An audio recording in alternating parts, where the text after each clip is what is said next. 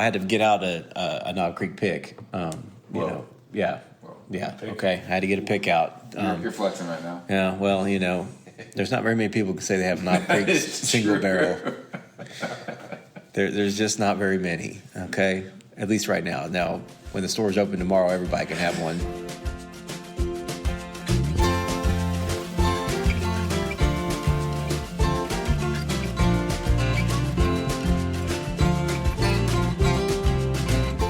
Hello and welcome everyone to episode 21 of The Mashup, the best bourbon conversation you're going to hear all week long. We're your hosts, Michael, Anthony, and Steven. Hey guys. Episode 21. We are legal. Our episodes can now drink. That's true. That's a lot of episodes, a lot of stuff. I'll tell you what, I listened to the episode this week while I was traveling to Ohio. I went up to Ohio to visit a person I call Baby Bourbon, but it's actually my cousin. He's not really Baby Bourbon anymore because he has graduated to be, I don't know, we call him Senior Bourbon. We don't call him anything, but I still call him Baby Bourbon. And, adolescent bourbon? Yeah, adolescent bourbon. So. Pew bourbon? Well. Anyway, Baby Bourbon is having twins. He and his wife are having twins, so they had a really nice baby shower that we went up to. And of course, I'm excited to see family, but I'm also thinking to myself, I'm going to Ohio. And going to Ohio means I'm going to do some bourbon. You're going to for the land of Weller. The land of Weller, right, exactly. So the last 2 times I've been in Ohio, I was thinking, I probably came back with maybe, I don't know, over 2 trips, maybe 20, 25 bottles of OWA. Sounds like the land of the honey hole. There you go, right? And maybe a couple bottles of Special Reserve just because it was a little dry in Kentucky. And so this time I go up there. I already had some trades arranged with my cousin for some bourbon, which is cool. But every store that I went to, it was insane. And so the first place I went was in Columbus. And in Columbus on Saturday mornings is when they release everything. And so I talked to my brother. He's semi, he knows what's going on. And he said, yeah, just go there. You can probably go through the line twice, get 2 bottles, blah, blah. Well, I show up at like 10 after 9. The liquor store's open at 9. And there were lines like crazy. People waiting in line to grab whatever was there. And I saw some crazy stuff. I went to 4 different stores.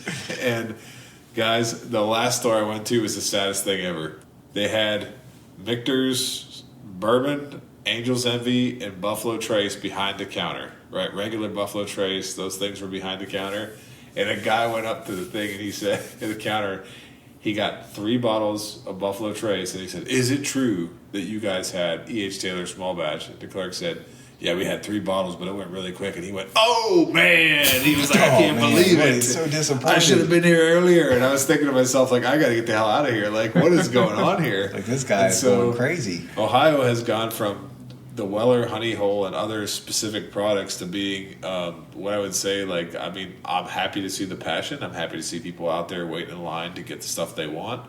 But it was pretty surreal to see them, and then another place, a lady was holding a big old bottle of Maker's Mark, and she's standing in line. She goes, I hope I get some Weller Special Reserve. And I was like, I'm getting out of here. I went to 4 stores in Columbus and 2 stores in Cleveland, and I struck out completely. It was great to see family. We had a great time at the baby shower, but it was otherwise bourbon uneventful. I did find a Cleveland Indians Jim Beam bottle, which was the highlight of my trip.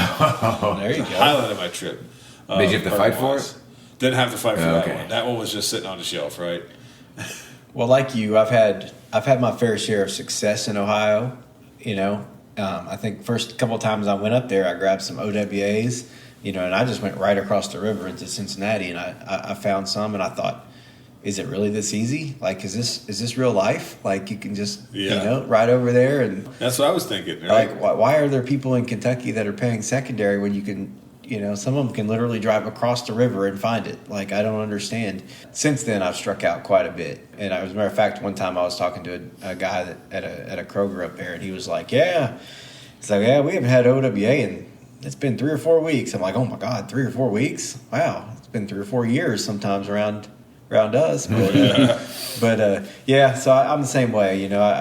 I traveled around a little bit on Saturday, looking. I knew I wouldn't find OWA, but I thought maybe I could find some Special Reserve or something. But even that was gone by the time I got to some places. But it's weird, man. Like these everything around the country is turning to lines and waiting in line for stuff, which is cool. I'm ready to get back to waiting in line for stuff too. I think, I hated doing it before, but I'm kind of getting ready to get back to waiting in line. Yeah, as soon as the first lottery hits, we're all going to be there. Oh, I cannot wait. Those are so fun. They really are. Even though you don't ever win.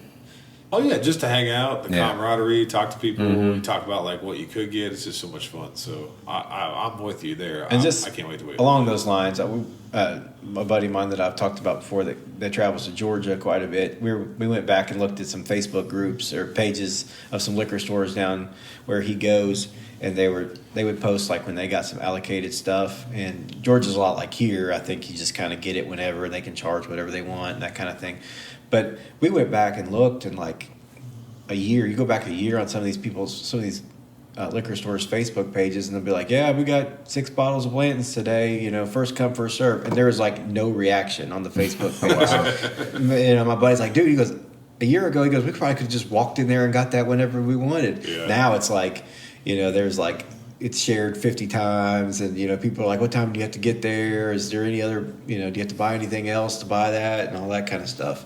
So it's gone crazy. I know, and I've mentioned in previous episodes about traveling around and being able to find stuff. Like, I'm anxious to see what happens. I'm going to be going to North Carolina soon, and I'm wondering if I'll be able to find anything there.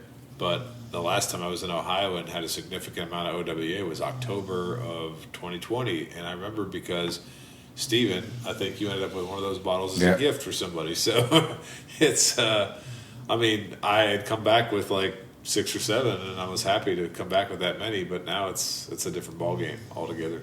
Did we mention we are on location tonight? Yes, we took the show on the road.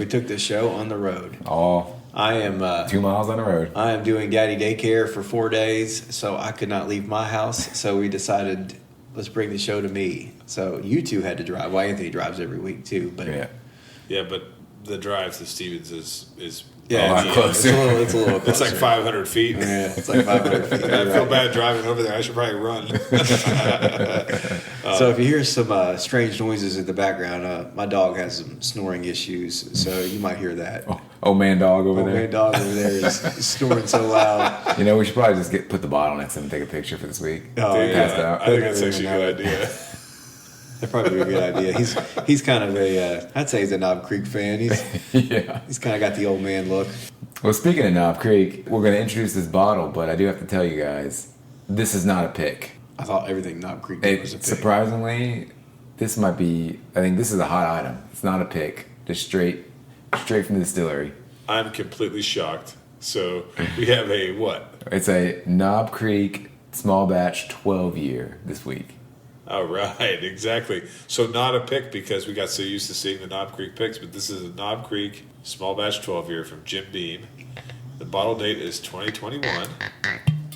The ABV is 50. The proof is 100. It's age stated at 12 years. It's a mash bill of 77% corn, 13% rye, and 10% malted barley. The MSRP is $60 a bottle, but I do know that since this has been released, it seems like retailers are upcharging a little bit. So I think I paid a little bit more for this bottle than $60, and I think I've seen it as high as $75. So even though their listed MSRP is $60, it seems like it's going for a little bit more than that. So would you call that an allocated bottle? I think in terms of Beam products, it does seem like it's allocated because it's not. It is available, but you got to find the right store. It sells out pretty quickly, compared to other Beam products, which don't seem to sell out as quickly. And I think it's got some pretty strong accolades from what I've read about it, so I'm excited to see what it tastes like. First thing I noticed when I saw this bottle is it looks like it's got like some finger indentations on the back to kind of give you like a little grip on it. This is a new design bottle. They've changed the bottle. I had to get out a Knob Creek pick. Whoa. Yeah. Whoa. Yeah. Pick. Okay. I had to get a pick out. You're flexing right now. Yeah. Well, there's not very many people who can say they have Knob Creek single barrel. There's just not very many. Okay. At least right now. Now, when the store's open tomorrow, everybody can have one. But so they have changed their bottle a little bit. They've made it a little taller, a little skinnier. Looks like they've changed the label again. It seems like Anthony was talking about that earlier, about how before the show that Knob Creek cannot settle on one label. They seem to like to change their labels up a lot, which I can understand, I guess. When you have picks, you got to change them up. Something different. Like, you go to the store now and they have Knob Creek picks with the old label, and I just walk on by them because I'm like, oh, that's the same one that's been there for 3 years, So if they put a new one out with a new label, you're like, a Dusty then. Yeah, well, So they are quite proud of being from Claremont, Kentucky. It is listed about 5 times on this bottle that Knob Creek is from Claremont, Kentucky, and I don't know anybody that would ever say they're proud of being from Claremont, Kentucky, but You're so tough on Kentucky, Michael. I love my home state. I know. But come on. I know. But no, it's a good looking bottle. I think the new label's pretty good. I think the synthetic cork really we've learned that they really make for a nice. They're tight fit. Yeah. So that's probably good. It's moving up my list of synthetic corks are. After the breaking debacle. After the real cork broke on that. Yeah. What was that? The bottle turkey or Well, it's something? a rare breed. Yeah, something like that. So yeah, I gotta give them some credit. They put no information on their bottle. I don't need a story about Knob Creek. I don't need. There's no book. I didn't know anything about Knob Creek until I started seeing the pics out everywhere, and I was asking you guys if there was still the Knob Creek bar at the Lexington airport, but apparently I looked it up before the show started. It's not there anymore. It's not there? No, I think it's Dunkin' Donuts now. What But do you think about the height of the bottle now being a little taller than it was before? yeah, I don't know about that. I mean, it's kind of interesting because it's a little slimmer, a little taller, but it's the same kind of shape. And I wondered is that just so they could add what it says on the front, the Knob Creek small batch? Yeah, I don't know. It's etched on the glass. I actually am kind of partial to the old. Like the old one. The regular, the one they had before. It's kind of got that good whiskey bottle look to it, and it was shorter. So if you have like short shelves, you could always put that one in there. I really like the new bottle. Okay. I like the waviness, the way the light reflects off of it. It has that I.W. Harper feel. But not as many like points on it. But the way it kind of goes in and out, and it's got a cool little grip to it because of that. So it's weird that like it's taller, but it's not necessarily skinnier. It's not that much taller. No, but I mean, I think it's an inch, maybe a little thicker or something. I don't know. But yeah, no, I don't know. It's a good looking bottle. I like it. I mean, I don't know that I would have noticed the difference unless you have them side by side. Well, I know when I first got it, I kind of did a double take. I was like, is this the same bottle? Because it's not that much different, but when you have them next to each other, you notice it. But the thing I appreciate is it almost looks like an old medicine bottle or something, right? Yeah. It's got like a very old school it's got feel that embossed. I like that. That old leaded glass on windows. Yeah. And I really like that blue and the gold label. That looks really sharp. Yeah, I think they've kind of settled on that. It looks like, and that's pretty good looking. Pretty good looking. And they went through 4 different labels. I feel like in the span of 2 years. Yeah, they went through a bunch. They started doing all kind of crazy stuff. So I can only imagine what the conversations were like with the marketing folks there. They're probably like, "Oh no, we got to change it They're again." like, can we please get this right? I'm excited. Try it out a little bit. See what a small batch. Do we know the number for the small batch? How many barrels? I don't think so. I didn't look it up, and I can only guess. But I feel like it'd be large. I think it probably is, considering Beam has so many barrels aging. But at 12 years old, I think this was the second release. I think they released one in 2020, right at the start, and this was the second release of that, because I know a lot of stores, after they had it initially, they sold out, and then we didn't see it on shelves for a while, then it came back out. So they're trying to make this a standard product that's going to be available all the time. It just seems to sell pretty well. So. I was at Kroger the other day, and they had a case. They had just gotten it in, a case of the Knob Creek 12. I don't know if it was this one or if it was the. Would you say there's a barrel strength one or something? There's a cask expression. I think it's 124 proof. Yeah, I don't know which one it was because the case hadn't been opened yet. But the box was navy blue and gold like this, so I'm thinking it probably was this one. But so I'm sure it's out there. Look around, find it. Go to Ohio, check on the website, right? That everybody always tells you to do. Yeah, the OHLQ website, which is accurate sometimes, but a lot of times isn't. Yeah, but it's still pretty cool. Still pretty cool. Because at least you can know what you're going to have to pay if you do find it, That's true. In Kentucky, you drive up off the circle and you get into Lexington, you stop at the Bourbon headquarters. Oh, yeah, the Bourbon. That one place. Yeah, the one that's right next to the BP. Yeah, it's right next to BP. That the Bourbon headquarters, you can stop there. You might see some bottles you like, but you're going to pay for them. Yeah, big time. Exactly. That's all I have to say about that. That's all I have to say about that. Yeah. Should we go for our notes, gentlemen? Well, sure.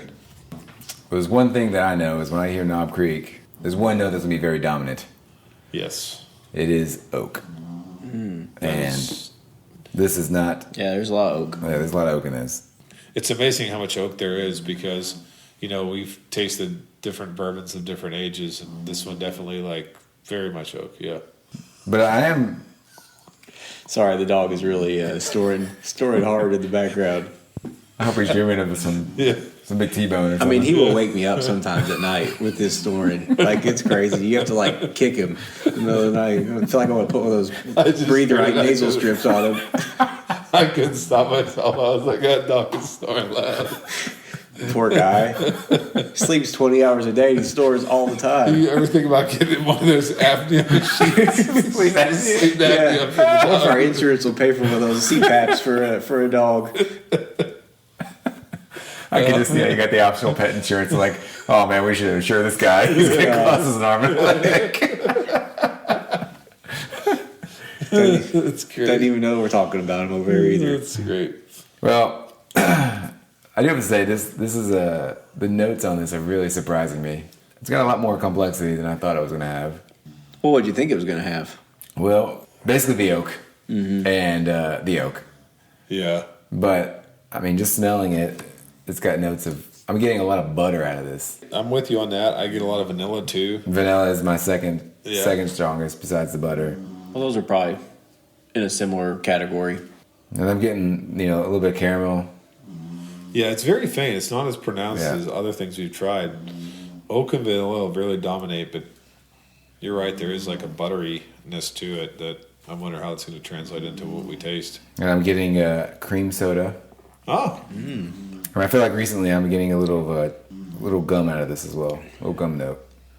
Like just bubble gum? Yeah, just Big League So it's Chew not or cream soda, but have you ever seen people go crazy over the Freddy's root beer at Buffalo Trace? Oh yeah. I mean, there's people when I was there to buy the Blantons, the Derby Blantons. They were people were like, "Oh man, I got some Freddy's root beer too." I'm like, "Okay, dude." Small batch root beer. Yeah, I guess it is. I don't know. It's just weird that the cream soda made me think about that. Does he have Around the here, root beer dude. though? Because does he not drink the bourbon, or is that the way it Drinks goes? the bourbon. I don't know. I've heard him talking. He just likes the root beer. Maybe he does. It's just weird that wish I could be a guy that had a product and a side project. just because I like it, No, it's got a really nice nose. Should we go in for Yep. Let's go for our first sips. Well, this is going to surprise you. I'm getting oak. oak? Yeah, right up front. I got some oak and burn. Yeah. For 100 proof, it's got a lot of zip to it. I think. Do you think so? I think so. I haven't really experienced it that much of a zip. I think it drinks pretty smooth. I think it does, but I think what you might be catching, what I'm catching a little bit, is it almost tastes a little bit bitter, and then it finishes a little bit more.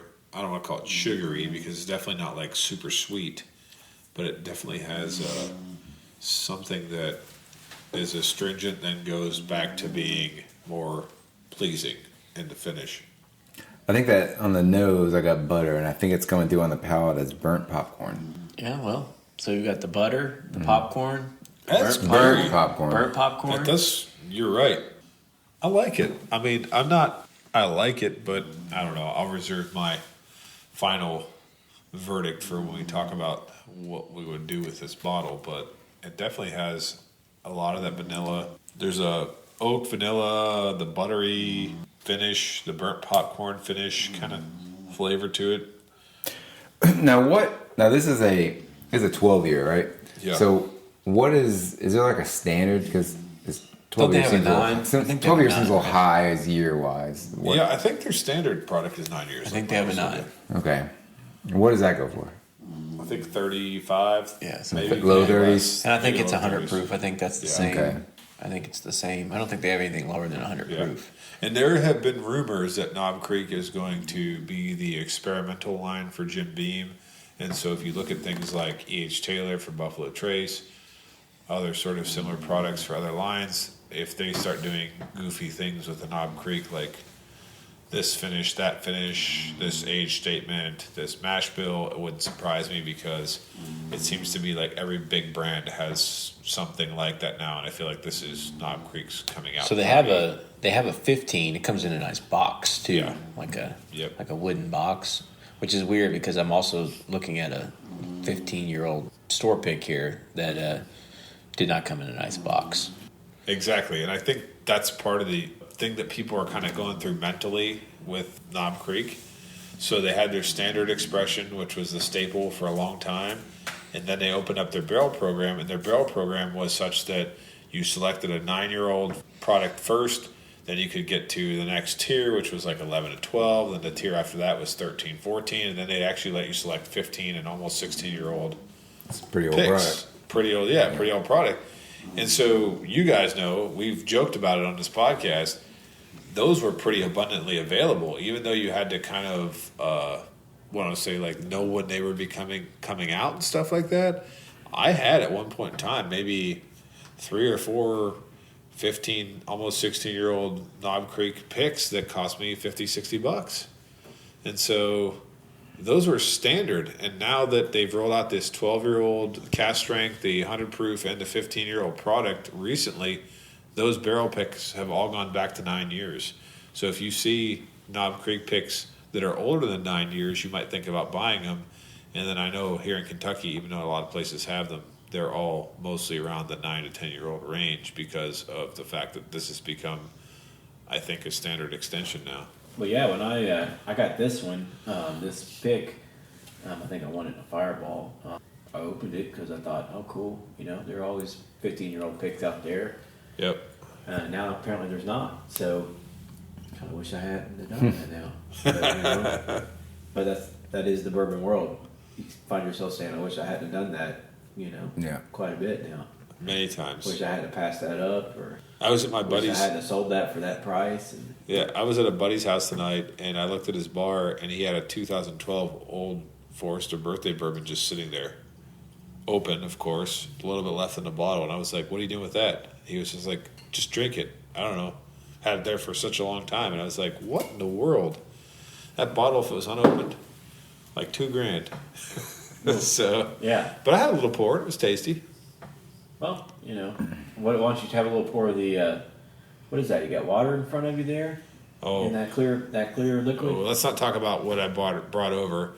We have this recent, what was it called? A recent tradition of trying to bring over bottles that are little spring cleaning. Yeah, a little spring cleaning.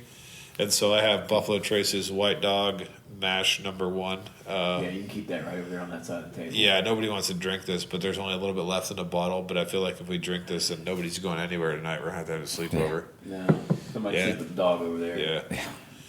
Yeah. Have you known anyone to pour that into one of those little counter barrels and let it age? And I personally haven't, but I've watched many people try to do it online, and most of the time it doesn't turn out well. Yeah, we were actually talking about this before you got over here. Oh, really? Look at people that do that in those bourbon groups are like, oh, I'm going to pour this in a barrel and let it age, and then it's like 2 weeks later it's all evaporated or drained out. Oh, really? Leaked out because those barrels the crap, that's right. And they're really small too, so the aging process takes place like lightning speed, so it usually doesn't turn out well. Put it in tier 3 of my garage, which is the top shelf. Oh man.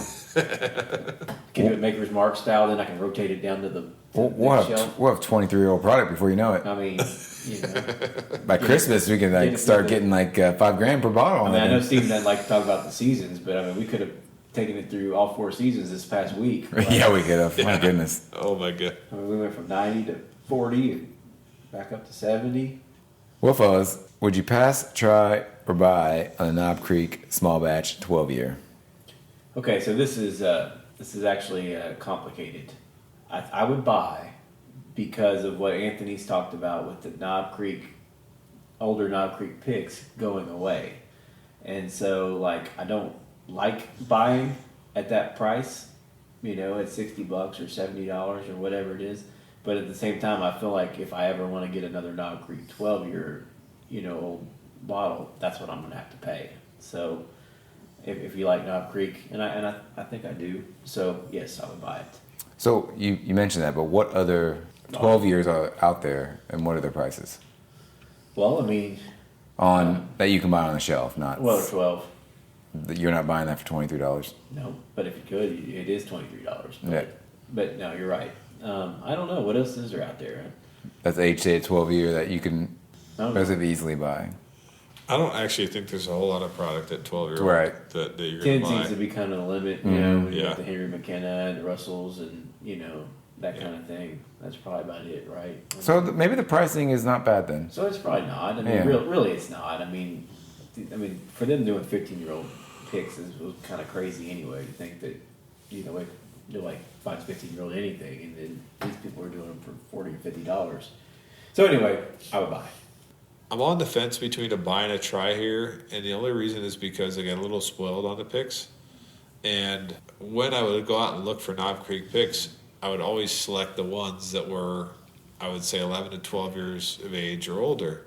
I never really got used to drinking a 9-year-old Knob Creek picks. So if I actually started trying some of the 9-year-old ones that are out now, even though some of them weren't picked by like the people that I trust, they were picked by just random folks and just sent to the stores because of the pandemic. If I was trying them and at 120 proof, because that's what they're bottled at, and I liked them, then I might have trouble buying this product. But for now, for everything you just said, Stephen, about the age statements of bourbon and the prices and everything else, if I can find this at $60, close to MSRP, I'm probably going to be a buy. But I would say try only for the fact that I've tried so many good picks. There's been so many good picks that I've had, and it kind of has spoiled me because I got most of those picks between $50 and $60. I think the highest I paid for one was like $54.99, and they were so delicious. And that was like for a 3-year run. And so I got to warm up to a little bit. Then also there's a 12-year cask strength, so I'd like to try that. Yeah, that's running close to $100. So no, that's a lot. Yeah, that's it's a lot of money. So that's a lot. Yeah. Yeah. But so I'm going to settle on a try. Going into this, the Knob Creek was always a heavy oak. It was fine. But I think I'll say a buy on this. It's got a lot to offer in the nose, surprisingly to me. And $60, 12 years. Is this relatively, can you get this pretty easy? It depends. It seems like it sells out when it comes in. Okay. But, for the most part, people are getting it. But I think it comes in regularly. It comes in a little more regularly than other stuff, for sure. You just can't find 12-year on the shelf. And it drinks super smooth. It doesn't burn. Yeah, I have no problem with the $60 price on the 12-year of this, like this. So I'll be by. And I would solidify my answer after having a pour of the store pick here at 120 proof. I think the 100 proof is it right? Is a little bit better. It's sweet spot. It's sweet spot. Yeah. I have had some store picks, and that's actually a really good point, that have been so in your face that unless you have a chance to sort of let them settle in, I found myself adding water to some of the store picks because they were so heavy. So maybe 100 proof is a sweet spot. Yep. And early on in our bourbon journey, Stephen and I, we kind of settled on 12 years as like our, we liked. Remember when we had the 1792 12 year when it first came out? Yeah, it was good. And then we knew Weller 12 was obviously one of our favorites. My daily sipper, the Lot B, is 12 years.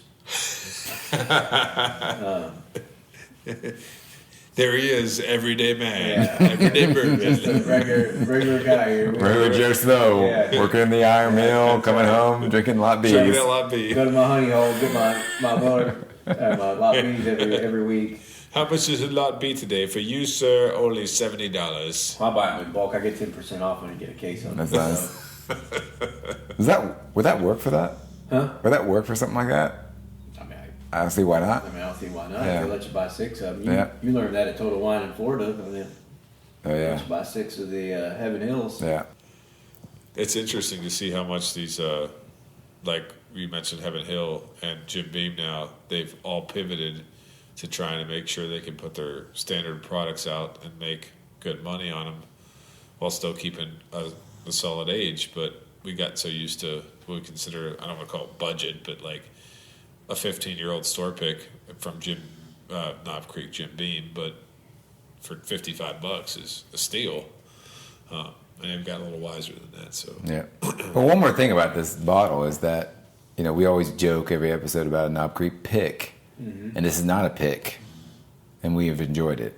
So yeah. So if you can just find this, plain vanilla bottle on the shelf, that's the thing. It's not a pick, and we liked it. In theory, I guess, right? Every one of these is going to taste exactly like this one did. Yeah, consistency. So, that's the key, right? Yeah. So and I'm sure this is a large, small batch bottle. I'm sorry. Come again? I'm sorry? Excuse me? A large, small batch. I'm sure the volume of barrels in the small batch is quite large. Very doesn't small by No. Jim Beam does, I don't think. Yeah. That's what she said, but,